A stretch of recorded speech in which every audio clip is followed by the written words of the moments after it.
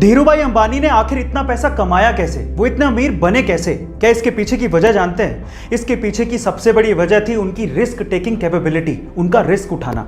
चलिए मैं आपको इसका एक एग्जांपल देता हूं। उस टाइम पे इंडिया में पॉलिस्टर के कपड़ों की डिमांड बहुत ज्यादा थी, तो धीरूभाई अंबानी ने इस डिमांड को देखते हुए अपना पॉलिस्टर का व्यापार शुरू किया।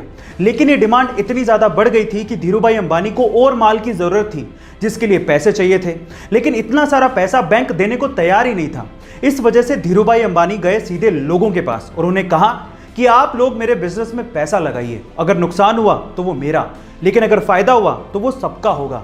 इस तरह से रिस्क उठाकर धीरूभाई अंबानी ने बहुत पैसा कमाया और यही उनकी सबसे बड़ी वजह थी। ये तो आपने सुना ही होगा कि चांद धरती से धीरे धीरे दूर जाते जा रहा है, पर अगर चांद पूरी तरह से गायब हो गया तो हमारी धरती का और हमारा क्या होगा? क्या आपने कभी सोचा है? चलिए मैं आपको बताता हूं। देखिए, अगर चांद पूरी तरह से गायब हो गया तो धरती का घूर्णन 3 से 4 गुना हो जाएगा, जिसकी वजह से हमारे दिन 6 घंटे के ही रह जाएंगे, यानी कि छोटे हो जाएंगे।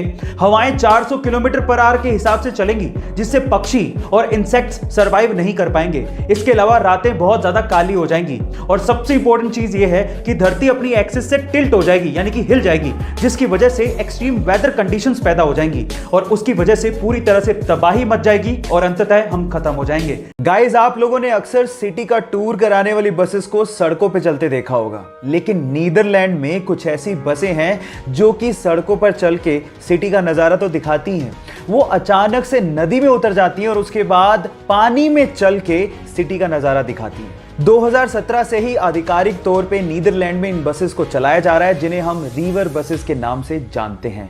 सो गाइस, क्या आप लोग भी कोरोना काल के बाद ऐसी बसों में नदी में उतर के सिटी का टूर करना चाहोगे? चैट सेक्शन में लिखना मत भूलिएगा।